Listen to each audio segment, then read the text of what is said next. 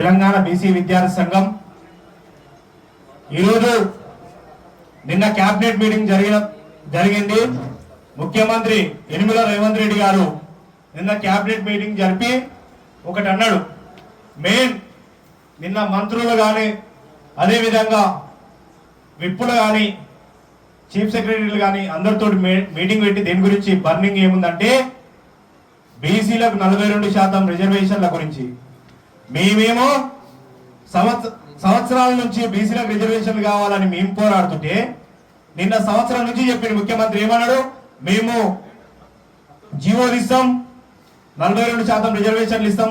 కామారెడ్డిలో మా బీసీ బిడ్డ అయిన సిద్ధరామయ్య గారిని తీసుకొచ్చి మమ్మల్ని అందరినీ ఏమన్నారు, 42% రిజర్వేషన్లు ఇస్తాం బీసీలకు అని చెప్పిండు.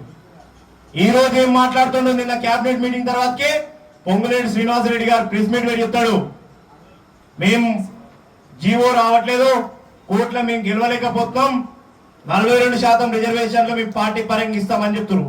సంవత్సరం నుంచి ఎన్నికలు జరపకుండా అదే విధంగా పక్క రాష్ట్రాలలో కూడా ఎన్నికలు జరుగుతలేవు. కర్ణాటక చూసినా, మధ్యప్రదేశ్లో చూసినా, కేరళలో చూసినా, అదే విధంగా తమిళనాడులో చూసినా 60% రిజర్వేషన్లు 70% రిజర్వేషన్లు వస్తుంది, పక్కన సీలింగ్ ఎత్తేసిరు.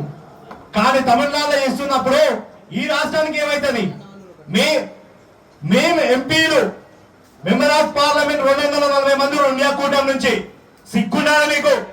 ఏం బీసీల గురించి ప్రైవేట్ బిల్లు పెట్టలేవా? సంవత్సరం నుంచి కొట్లాడుతాం కదా, సిగ్గనిపించాలి ముఖ్యమంత్రి నీకు. ఏం ముఖం పెట్టుకొని అంటున్నావు పార్టీ పరంగా 42% రిజర్వేషన్లు ఇస్తాని? సిగ్గులేదా నీకు? బుద్ధి లేదా? ఏం బీసీలో ఓట్లేసుకొని ప్రభుత్వం ఏర్పడినాక ఓడెక్కక ముందే ఓడమల్ల అన్న, ఓడ దిగినాక పోడమల్ల అన్న అంటావా? ఏం బీసీలు అందించడం, బీసీలో వాళ్ళని గౌరవం వచ్చింది, లేకపోతే నీకు ముఖ్యమంత్రి కాకపోవు మేము బరాబర్ అడుగుతాం బిడ్డ. ఏం నువ్వేమనుకుంటావు నీ గురించి? బీసీలకు 42% రిజర్వేషన్లు ఇస్తానే సంవత్సరం నుంచి బీసీలను ఈ రోజు మోసం చేసి 42% రిజర్వేషన్ మేము కాంగ్రెస్ పార్టీ నుంచి ఇస్తాం. అంటే ఈ రోజు ఈ ఊర్లో కాంగ్రెస్ పార్టీ నుంచి ఇస్తారు, రేపు బీఆర్ఎస్ ఆయన రెడ్డికి ఇస్తారు, ఇంకో పార్టీ అయినా ఎన్మకి ఇస్తారు. అంటే పార్టీలన్నీ కలిసి బీసీలో మోసం చేస్తారా? చేసిన సర్వే సకాయలను కులగలను అన్నావు, రోల్ మోడల్ అన్నావు. ఏం రోల్ మోడలా?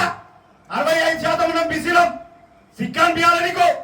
45% తీసుకొచ్చినావు, మైనార్టీలో 10% వల్ల కలిపినావు, 54 తీసుకొచ్చినావు బీసీలని. అంటే మైనార్టీలతో కలిపి సిగ్గు లేదా నీకు? బుద్ధి లేదా? ముఖ్యమంత్రి బరాబర్ చెప్తున్నాం మేము. టైగర్ ఆర్ కృష్ణ గారికి స్వాగతం సుస్వాగతం. బీసీలను ముఖ్యమంత్రి చేశారు. ఏం తమాషాలు అనుకుంటావా?